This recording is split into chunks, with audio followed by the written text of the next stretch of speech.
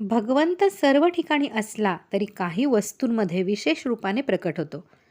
ज्या ठिकाणी अत्यंत भव्यपणा, दिव्यपणा, उदारपणा, तेजस्वीपणा आढळतो तेथे भगवंत पाहण्यास शिकावे. आई, बाप, गुरु, संत, गंगा, हिमालय, गोड गायन वगैरे गोष्टींमध्ये भगवंताचे दर्शन घेण्याची सवय करावी.